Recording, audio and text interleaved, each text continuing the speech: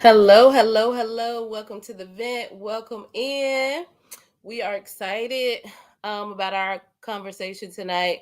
We're also looking forward to kind of sharing, being a very vulnerable and transparent space tonight. Although our episodes are pre planned, tonight is especially important to me because of what happened today in Missouri, where a man was um, given a death penalty even after voices cried out, petitions were signed, family of the victim were against it, and DNA evidence actually cleared him of the crime that he was convicted of. A man was killed today. So we want to talk about that.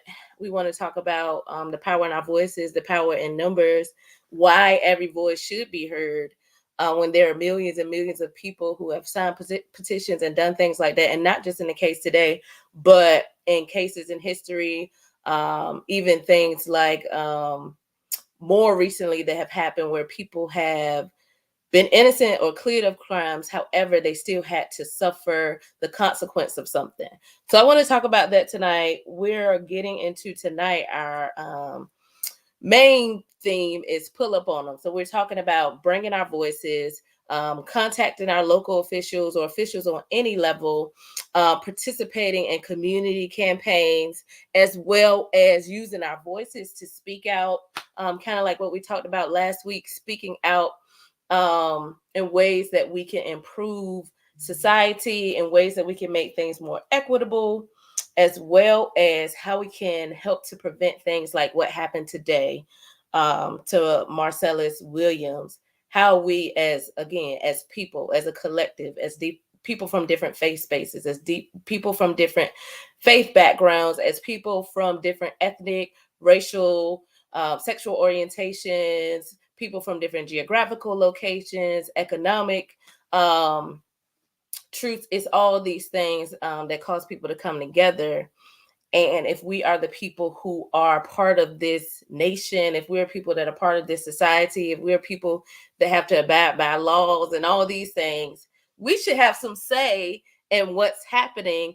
And not only should we have say, but we should have say that is valued and say that really brings something to the conversation that's able to shift and make change. So I want to start off today, one, saying welcome in. I would love for you to comment where you're from, where you're joining us from, whether you want to just do your state, your city and state. I would love to hear where you're joining us from. If this is your first time on the event, I want to say welcome in.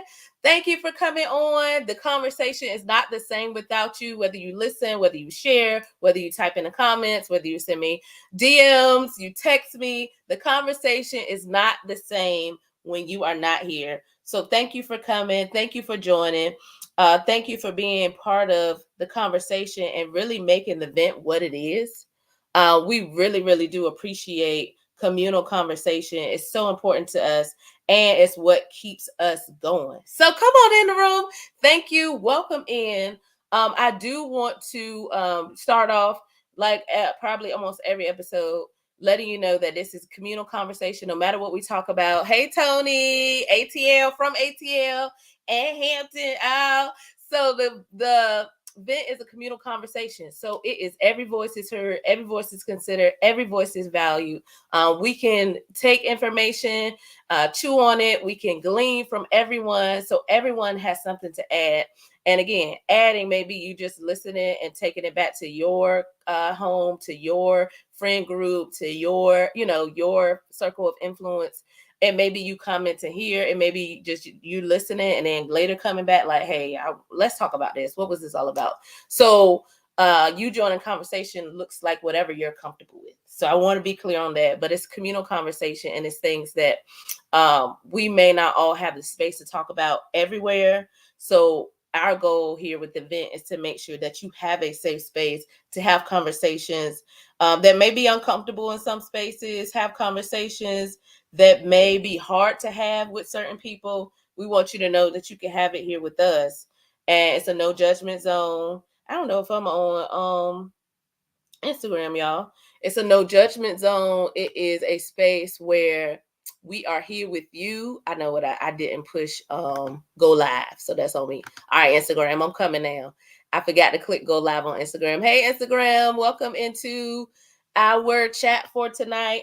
So we are live now on Instagram. I had to make sure because I don't want us to leave out anybody in our community. So welcome in again, whether you're joining us on Instagram, Facebook, or YouTube. We're happy that you're here. So I do want to start with just having like a short, again, moment of silence. We do want to recognize the fact that there was a man that died today. There was a man that was lynched today.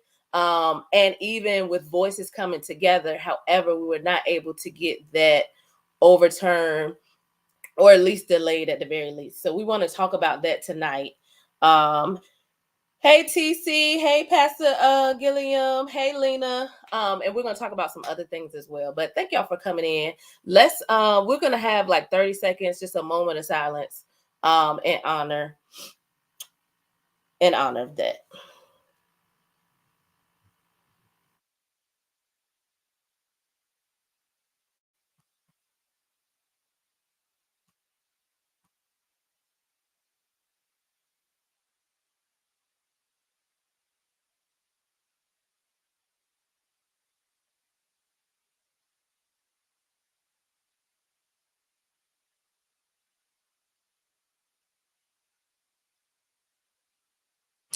And I also want to recognize that as we have that moment of silence, I also want to recognize that it's not just this one moment that this happened, but it is the many times that we, especially as people of color, have seen people killed, that we have seen people lose things, that we have seen people taken away from families.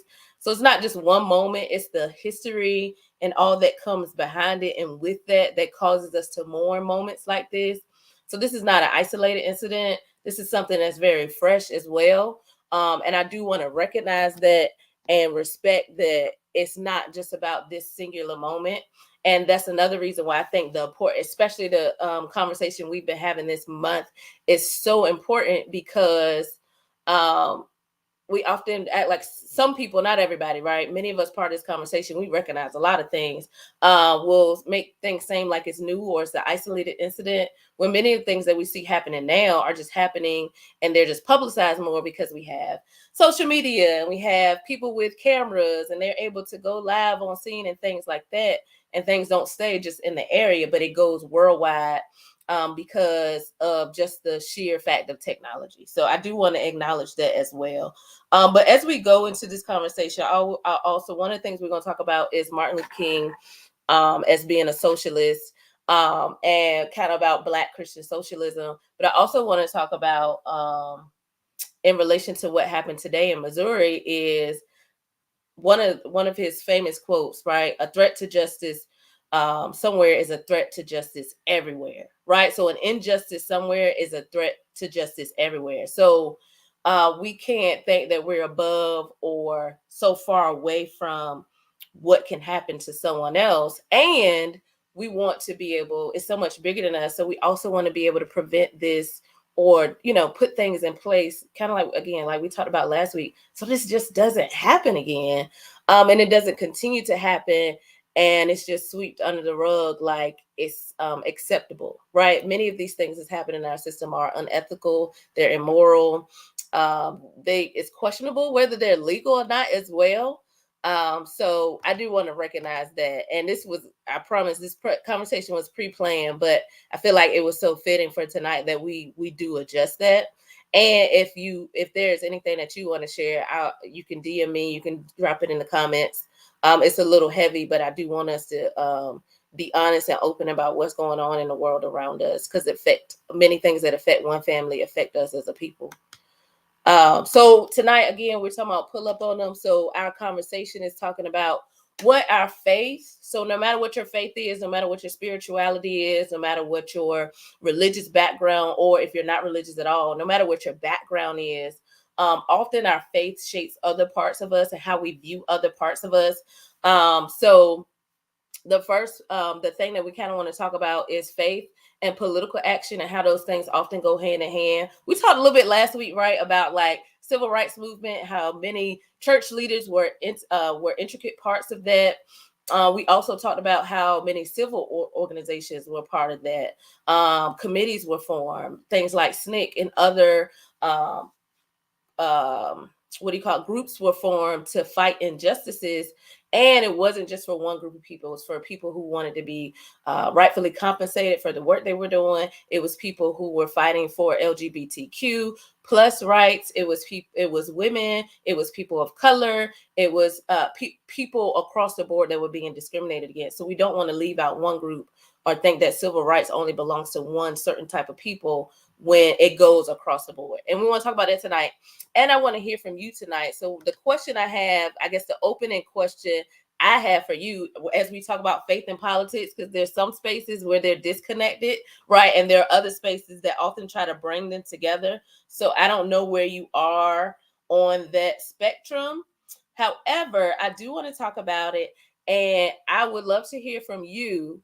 How do you feel about connecting your religion, your faith, your spirituality with things like standing up for rights and fairness? Do you think those things should be connected? Do you think they should stay in their separate spaces? What are your views on what faith and spirituality look like? Does your faith influence, what your faith and like civil work, social justice work, do you think those things should be completely separated? Do you think those things should come together? I want to hear from y'all because I've been talking, but I want to hear where you are with it. And if you don't feel comfortable sharing where you are, because I understand that we're live, you can share just some facts that you may know or some things that you may share about, like, okay, faith should be or shouldn't be, or this is what I support, or there should be a fine line, or however you feel comfortable sharing. I would love to hear where you are as far as that, because we're going to talk about some leaders like Martin Luther King, right, who was clearly a pastor, a preacher, but also was an activist, also was heavily involved in politics and getting policies to change, challenging the government and what they were doing, even though often Martin Luther King is very watered down, taught in a very watered down way, where it's like, oh, he just wanted peace and he was so he was just so passive, and that's not true. If you look at a lot of his letters, if you look at a lot of things that he is even quoted saying, and some of the videos and interviews, he often challenged the government. He challenged people who were conspirators with the government, in a sense of, if you're not saying anything, then you're not really helping the cause, right? You are with the people who are causing hardship towards others. We're going to talk about people like Reverend Addie White, who, again, she was a pastor, but she also raised money for women and for equality for women so that things could go forward as far as workers' rights. We're going to look at, there's so many people that we can name. However, and one of my favorite is always going to be Fannie Lou Hamer, right? She's my soror one. But also, she depended on her faith, but she was also very vocal about things that need to be done, right? One of her famous quotes is probably, "I'm sick and tired of being sick and tired." But she came to the Democratic National Convention to let her voice be heard. She was a movement in her community, but also standing up for equal rights in spaces where legislators and people who were making decisions needed to hear what was going on in Mississippi and these other places, especially with Black people, right? So again, you can share, you can choose not to share. It's totally up to you. But often we compartmentalize, and we've talked about this before. Like, my religion is over here, my political stance is over here. And again, depending on what party you're part of, we don't have to go deep into that. You don't have to share that publicly. But often religion is kind of even challenged in those spaces of who's more religious or more faith-based versus, who is just passing things based on society. And what does that look like, So TC, hey TC. TC said, personally, I believe faith and politics are inseparable. My faith informs my thought of the Bible. The Bible text mandate on justice by way of the prophets. Jesus is justice for the marginalized. Absolutely. And that's very similar to my stance. Again, people take things. I'm always big on context, right? And one of the things that's often lifted Even with Jesus, right? The same way that Martin Luther King is often watered down, Jesus is often watered down, right? Jesus was like really challenging the government, right? And really challenging status quo, and really challenging and talked about being here for people who were often, the groups of people who were often marginalized. And our faith often informs that, right? Our spirituality. Again, I'm not asking anybody to ascribe or subscribe to any particular faith, but what I am saying is, how does your faith inform politics? How does your faith inform what legislation should go forth, and who's on the right side and the wrong side, or if there even is a such thing as right and wrong, right? But it's also it's really biblical text. I got you. Biblical text mandates on justice, right? The Bible speaks about justice. And often, again, we talked about this before with socialism. Socialism is not everybody getting the same thing, right? We often equate that to, okay, if it's justice, then everybody gets the same thing. No, what we're saying is we want it to be equitable, where everybody has a fair chance, and the things that are put in place are something that doesn't hold anybody back. Or many of our it's a lot, right? Many of our processes, many of our laws and things, even though they're not blatantly racist or sexist, they can be very racist and sexist, right? Just because of the way that they're written, and how again, even like today, one person or certain groups of people can be accused of things even without enough evidence, or with issues with evidence, right? And they still have to face a penalty.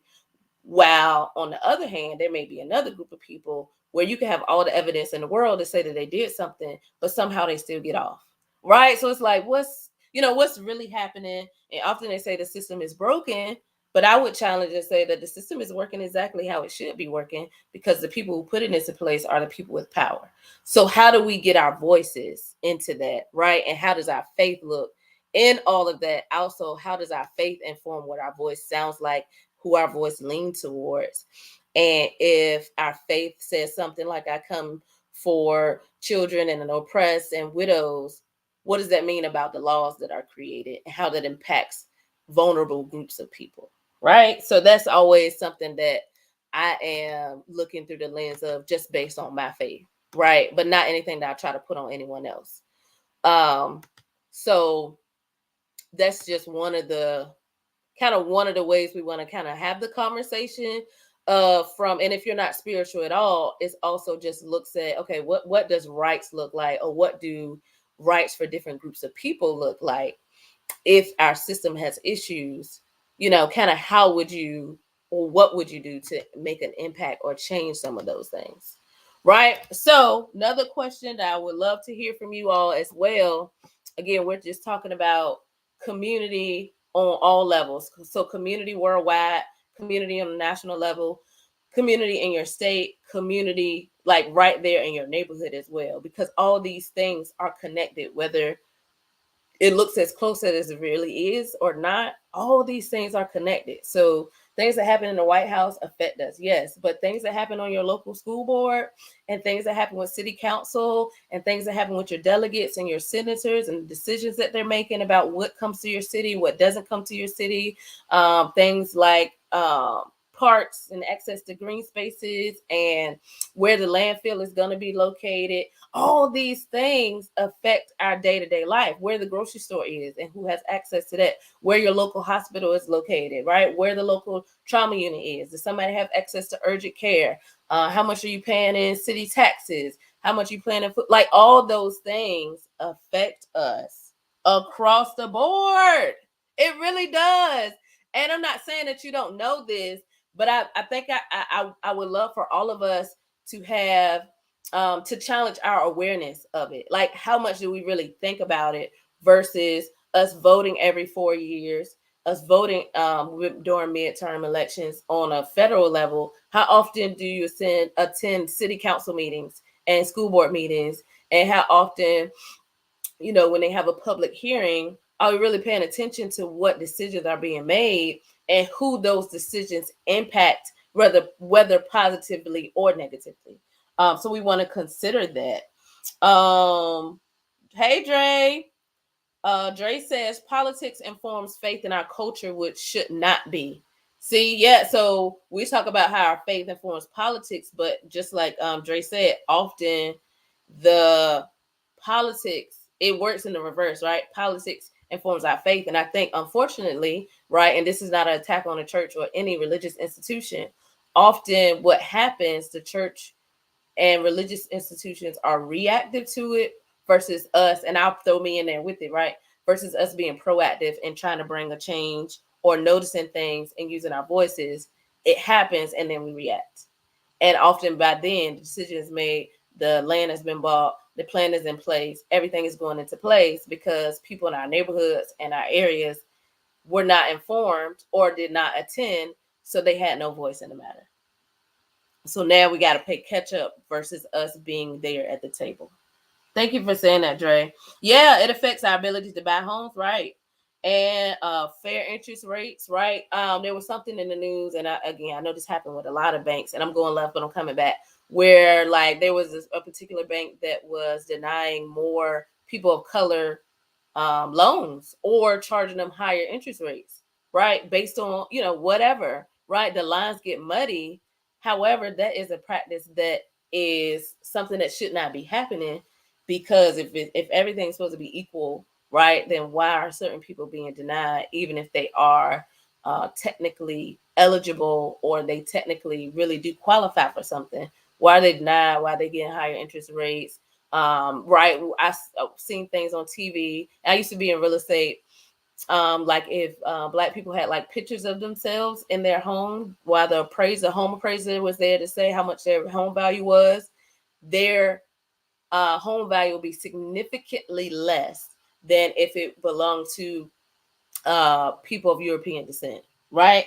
That's an issue, right? That's built into the system, unfortunately, where the home inspector now is coming and saying, okay, your house is worth $200,000, right? But if I see a white family, or I'm not sure what type of family this is, the home is worth $500,000, right? That now puts us in a space where it's not just about discrimination of color. It is greatly about that, but it's also, if I sell my house for $500,000, I have much more money than someone who, right? It puts us at an economic disadvantage. So it's not just people being upset because you discriminated against me. It's because now this doesn't just affect me like personally, emotionally. It also affects me in my pockets, right? And what I'm able to pass down to my children, because I really should have gotten twice as much for this home, but because of the color of my skin, oh no, it's not worth that, right? And that again, that has some other issues going on with it, and it affects other areas because now you're messing with my money.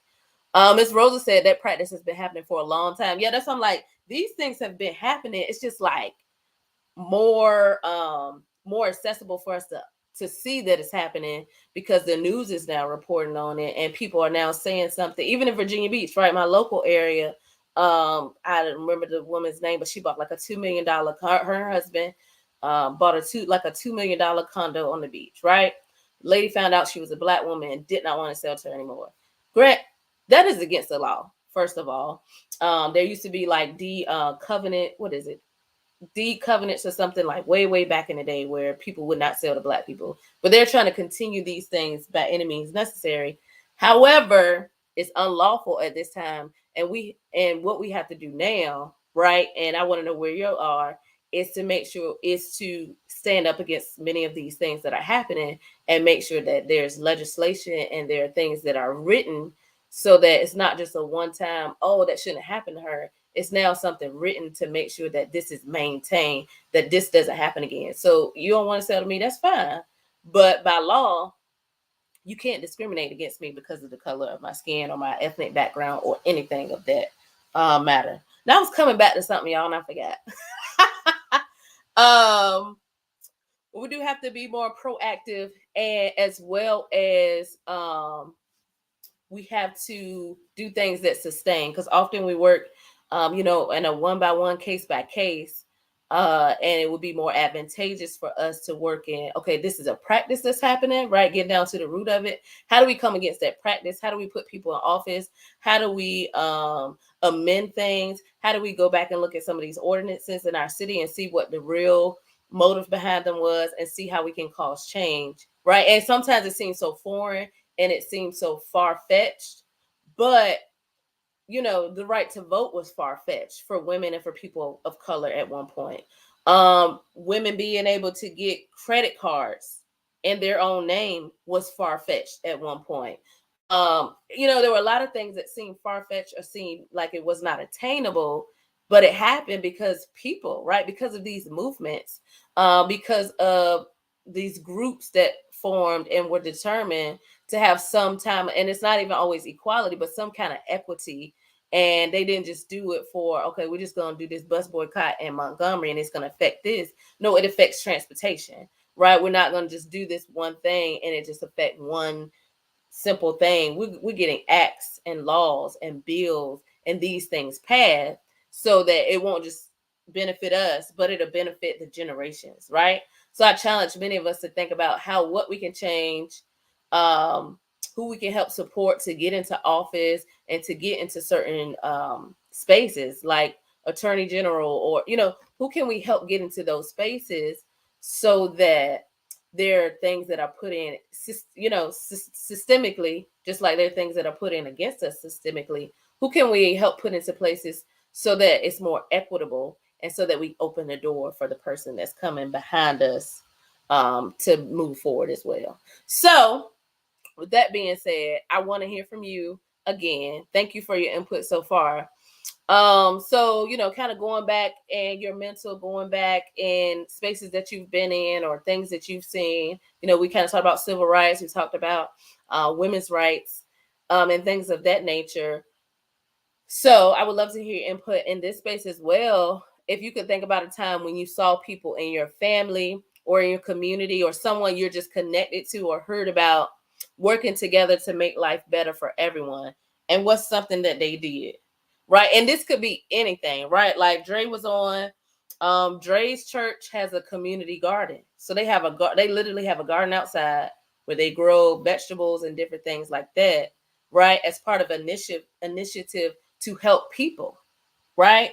So what are some things that you've seen or that you're aware of people that live in your area or people that were part of your family that may have come together, people part of your church, people part of your family, your church, your work, family members you may have heard of in the past, or figures, right? We also talked about Martin Luther King. We talked about different historical figures as well that made progress.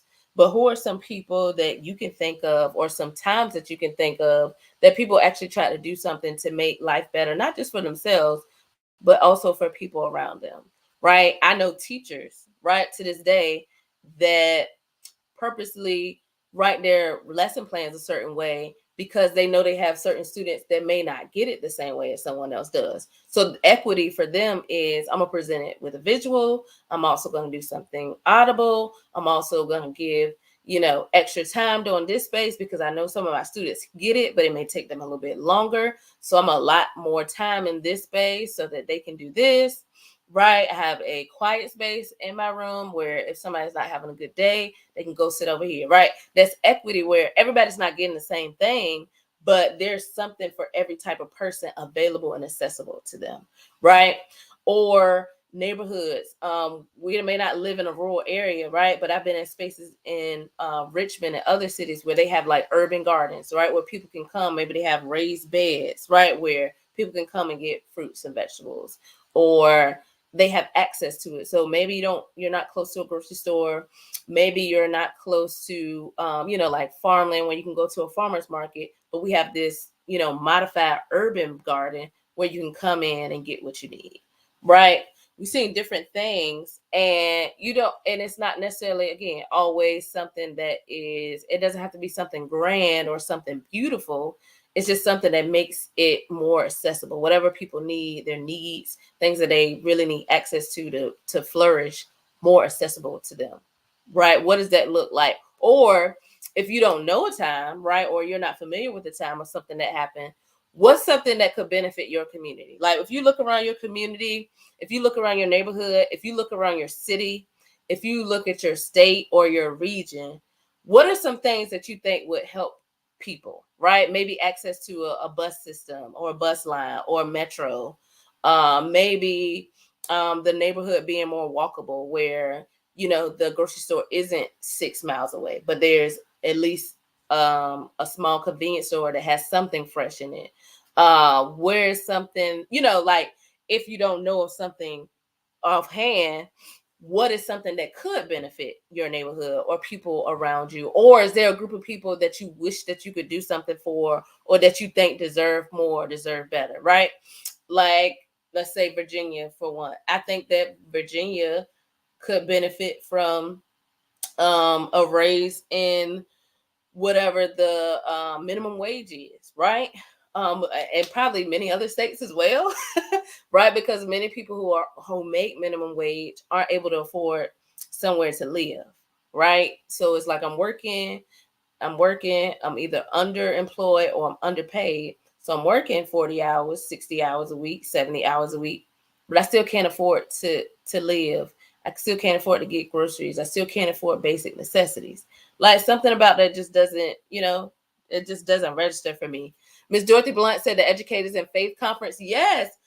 So Miss Dorothy Blunt's daughter, Rakita, did a conference September last month, for educators in faith. So it was a good space for educators to come in, get resources, get revived, and know that you can be an educator and have faith and still go into that space and thrive.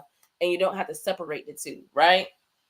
And in that same sense, you don't have to make anyone believe what you believe, but how you educate, how you connect with your students is informed by your faith, loving them, showing them grace, all these things on top of, other things that were presented there.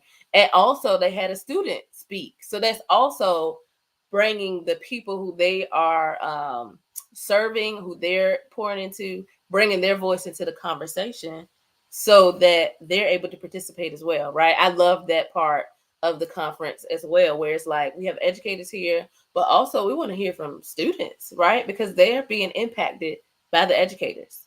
And if we could be honest, our educators usually spend more time with our students than we do, because they're with them literally all day, right? So I'm so glad that went so well. Miss Rosa said, yes, the minimum wage, exactly, the minimum wage needs to be raised, right? And these are things that I really do believe our voice can impact and make change, because again, we've seen it. It's not like this is just totally far-fetched, unheard of. Like, we have to use some imagination, right? But we also have to use some strategies. We have to form some groups to come together of different types of people. But we've seen this in the past with even in the early 1900s, with like child labor laws and reducing the amount of hours people can work, are allowed to work for safety reasons, right? Safety on the job. Like, all these things were challenged and laws were changed because someone said, this is not right. This is not ethical. This is not to the benefit of the people who are pouring their heart out and giving all this hard work day to day. We got to change something, right? So somebody started off with, okay, no, something has to change. Too many people are dying. Too many people are underpaid. Too many people are underemployed. Too many people are suffering. Too many people are being gunned down in the streets. Too many people are, whatever the case may be. Somebody has to, it starts with someone saying, okay, no, something isn't right here. And then it develops from there. Okay, if this isn't right, if this isn't moral, if this doesn't work, if this is not a space where equity is being seen and heard, how do we change it, right? How do we shift laws? The Constitution is a Constitution, but it has amendments, right? Laws that were once happening have been changed, have been overturned. So we have the power to do it. It's just a matter of us actually doing it. And a matter of us believing, right? I guess that's part of the faith, is us believing that it can happen, and then being willing to put action and to suffer for some time through it, right? Because it's a process, and not suffer for the sake of suffering and accepting it, but suffering for the sake of everybody not going to support it. And it may be some no's, and it may be some we'll get back to it, and it may be some denials, but it doesn't mean that you stop, right? Um, Even going back again, I always go back to like women's rights and civil rights, right? Because that's part of my context. But even going back to those spaces, it wasn't like a one time we're gonna go talk to, we can go lobby and do this and then the law is gonna change. It was years of process of getting denials and rewriting things and getting these coalitions together, and then something changed. And many of those things started from people whose voices often were not heard. It's like Ida B. Wells, right? Leading anti-lynching campaigns, risking her life, right? But these things cause change on a large level.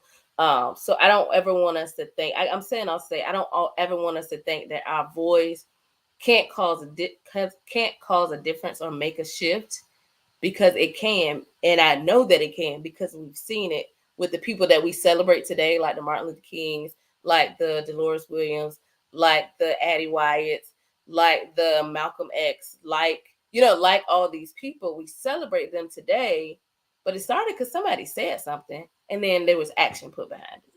Right? So that's my spiel. That's my stance on it. We can make change. We just have to be willing to do it. Um, and we have to be willing to go through the process, knowing that it may not be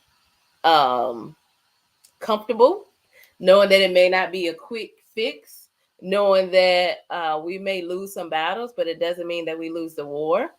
Knowing that it's possible, right? You have to be on the same page that it's actually possible. So that's the big thing for me. And the big thing I want to share with us is to encourage each other, right? Because it takes the faith of believing this can happen, but it also takes the political action of, okay, what's our plan? What's our strategy? How are we going to move forward with that? So speaking of our strategy and us going forward with that, have you ever thought about visiting or meeting with local officials, or have you done that? Have you talked to like your local officials? Do you attend city council meetings? Do you watch like what is it, C-SPAN, when they're having meetings and delegates and different people are coming together? Do you watch those things? Members of Congress are coming together. We often see the bloopers and we see the craziness that goes viral. But do you ever like actually attend those things or sit down and talk with local officials? Or if you don't, or if you have, what kind of questions would you ask them about to make your community better? Or what would you present to them? Like when you look around your community, what things could be improved? What are some major issues for you that you think that there's opportunity for change? And again, this is one of those questions where I would love for you to comment, but I also, again, understand that we're live. So if you don't feel comfortable commenting, I do ask that you have an awareness and just think about, okay, if I wrote my local elected officials, I really want them to address this issue. There's been a lot of violence in my city. There's a lack of transparency with my city council.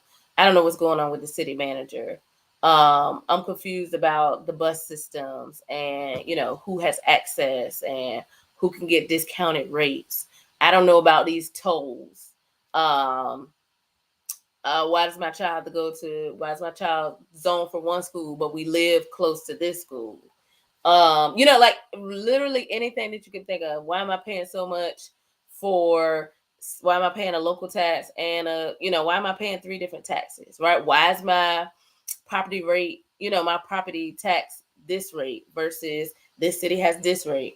It's all things, again, that don't just affect us like mentally, but it's things that if I'm paying a higher percentage for my property tax, that's more money coming out of my budget, right?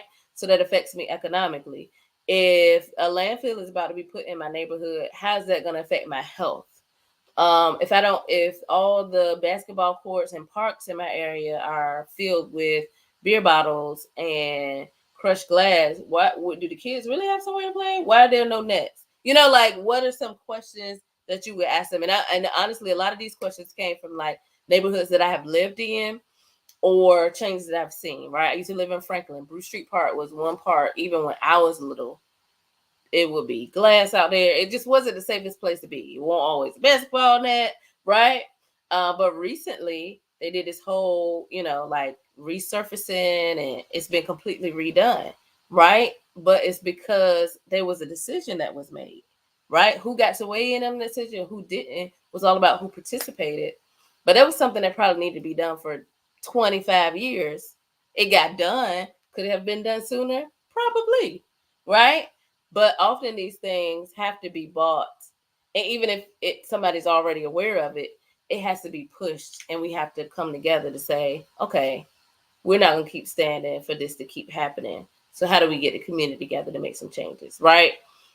Thinking about like Richmond with Monument Ave, right? Those monuments, some of those monuments came down, right? Confederate monuments came down because somebody said something. There were protests. There were people speaking up against it. There were also people talking to legislators, right? You need every group of people, the ones that are out on the streets, but also the people who are talking to legislators and making things change, because our voices really do have an impact. Um, and sometimes because of social media, it has a greater impact because now spotlight is on you. What you gonna do, right? Speaking of legislators and people who make decisions, what are you gonna do now that the spotlight is on you? And the thing that you kept pushing under the rug because you thought these people weren't important is now on blast for the world to see. What's your next move? And sometimes it causes us to call people out so that change can be made. And that's okay. And it's necessary at some points, right? So if you had any questions, what would you change in your neighborhood? What would you want updated? What would you want to see improved or added, right? Community gardens, safe park spaces, access to a swimming pool or swimming lessons or affordable rates at the local community college. Like it's so many things that we can think of. And again, I understand that everybody may not want to say something out loud, but these are things that affect us, people coming after us. Tuition rates going up affect the students. If tuition rates go up every year, that affects the students. If access to Pell Grants, for certain people changes, that affects their ability to go to college, right? If that's what they want to do. If the apprenticeship programs are only accepting a certain number of people, how do we get our people there? How do we get our people in those spaces so that we know how to set them up for success? How do I help you take the right classes in middle school and in high school so that when you go to vocational school or when you go to college or you go to a 4-year or whatever you do, you're in the best position, right? So maybe you don't have to go now, right? If we have kids doing like IB classes and things like that, maybe they now only have to go to college for 2 years. You know how much money that saves parents? Right? We want to set them up so that they're able to have access to it. Equity. Everybody don't get the same thing, but if you want to go to college, it'd be so much easier on your parents or your guardians if you only got to go for 2 years because you did 2 years at a community college. So now they only have to pay or have to worry about financing or whatever grants for 2 years for you to finish your undergraduate degree. Or there's scholarships for apprentice program or for, like VOTEC, right? Equity. You have the access to it, whatever you decide to do with it, you're aware that it's there and you know how to get to it. Miss Dorothy said how to reduce. One question that she would ask is how to reduce the local crime rate, right? So that's again, after we accredit that to people just violent or it's drugs and it may not be any of those things. It may be I stole from this store because I don't have money, or because my mom or my guardian, my dad, they make too much to get food stamps, but they don't make enough to pay the rent and buy us the stuff we need. Right? Like, what do you do about those people that's caught in the middle where I make too much to qualify for assistance, but I still don't have enough to get through the month? What do you do? Right? So now, crime may go out because now people are stealing, these things are happening. But how do we get to the root of why it's happening? Right? How do we put in local so that it's maybe it's a site, mental health issue, right? Where you're violent or whatever, maybe your meds aren't right? Or maybe instead of the police responding, here's a social worker or community counselor that comes out maybe alongside the police or instead of the police to now counsel this person because it's a mental. So even if I tell you to get down or put your hands up, you're not processing that, right? So how do we get down to what's really happening versus lethal force or people now resolving to crime.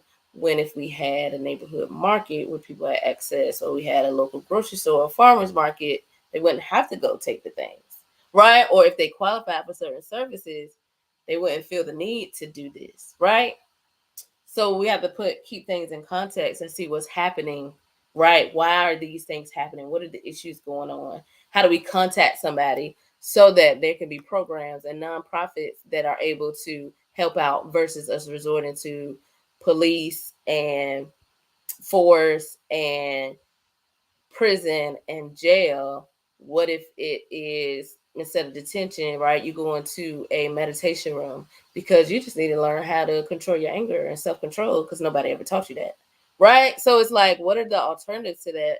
And these things happen when we put the programs in and we do the proposals. Like, okay, no, don't send them to detention, give them to me. I want to do 2 hours at the high school every week working with, at-risk youth, whatever. It is now, how do we, again, put our faith? I believe this can change, but now I need to have a something in place to help that change. And sometimes, as much as we say, well, they should have something, they should have something. But sometimes we're the people who cause them to have the something, right? They don't have this program in place. No. So write a proposal or get somebody to help you write a proposal, or find someone who's willing, get the grants, and these things. Now we can make some change because somebody put their faith and their belief that things could change into action. Like many of the people who came before us, many of our ancestors, many people were part of great movements like civil rights movements and women's rights, and many womenist right challenged what was before them, but they didn't just challenge it through word, they challenged it through action and forming committees and forming alternatives for what was in place. Right. And last question for the night is, what is one way you can take part in making sure leaders in your community listen to people like you? So again, terrible situation, just like we saw today in Missouri with Marcellus Williams. But how could we possibly get people to listen to us? Right? How do we make impact with our voices? How do we, right? Because we have the freedom of speech, freedom to protest, right? This whole Bill of Rights of things that we could do, but often it doesn't seem like we see any results. If we can be honest, there are some results. Sometimes it's a long road. Sometimes it doesn't happen. But I guess in one way, I want to say, how can we really put our foot down? Like, no, this is what the people want. And I think part of it starts with us really not just saying we're going to come together, but us staying together and coming together and everybody sticking to the goal. So whether we agree on how we get there or not, that's one thing. But if this is the goal, what is the best way for us to get to it? Whether we're working with the government, whether we're working within the government, whether we're working against the government, whether we have all three of those parts together, so that we have somebody who's protesting, right? We got somebody that's a legislator working in there helping the right things, whether we have someone who is part of a coalition or a group that works with the government to make change. We need all those people. So we kind of got to also know where our space is. Like, where's your space? How do you take part? Do you challenge local leaders? Do you vote and you get people to come together to vote people a different, this person isn't working for us, right? They're not looking out for our best interest. Who else can we put in office that will, right? How do we change things in a very practical way? And again, it can seem far-fetched in moments, but it's possible because we've seen it over and over and over again. Even if it took years for things to happen, it happened. And it's possible for it to happen. Ms. Blunt said, should we focus more on middle school life changes at this grade level? Absolutely. I think a lot of things change, like puberty and making decisions, and morals and ethics are heavily affected and kind of determine where we go from middle school. So it may be now, okay, I'm going to work with, and you don't have to do a lot. I don't know if y'all watched The Forge. I just saw it. But it was being mentoring younger men, right? So it is, I may not be able to change the whole system, but what I can do is help young boys have values and ethics and morals and have good role models, whether we're blood connected or not, and learn how to make decisions and be respectful, and how you shake somebody's hand, and whatever the case may be, because some of those things have been lost. But when we're intentional, like, I may not be able to help 100 boys, but I can impact these two right here, right?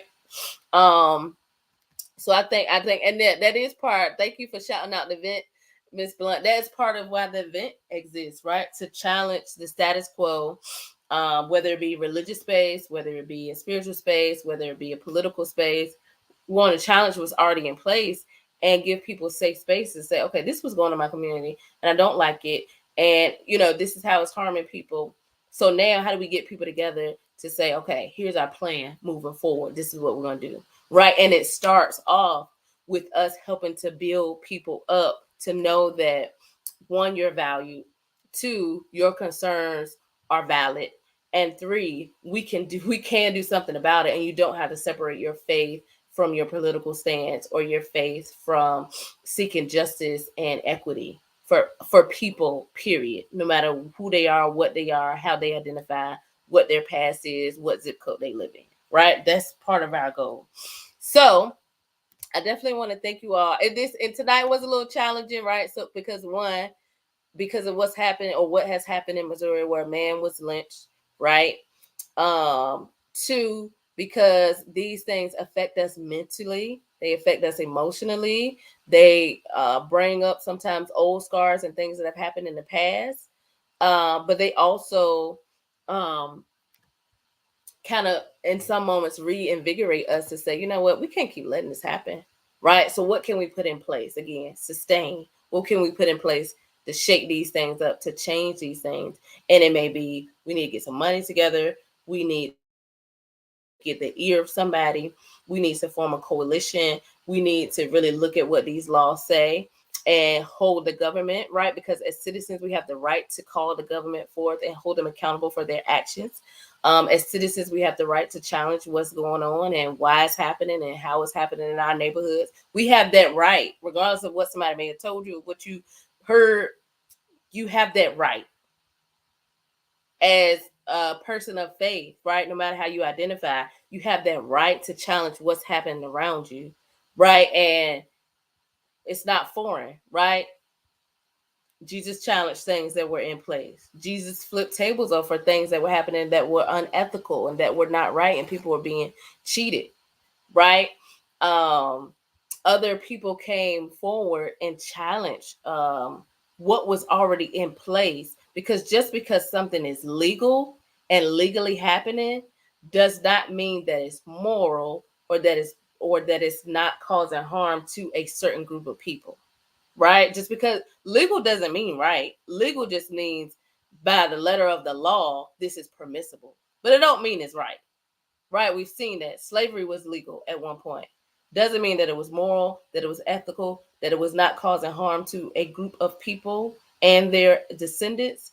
It means that, due by what the law said, it was permissible. And that doesn't always mean right. So I don't want us to think like we're trying to jump the government and we did this right because socialism and other things get this bad rap.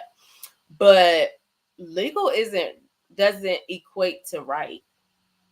And challenging your government doesn't mean that you're a radical, or you're this bad person. It means that you are looking to create equity for all people, no matter what they look like, where they're from, how much money they have, if they identify as whoever or whatever. It means that we got to make some changes, because clearly people are being negatively affected by what's in place now.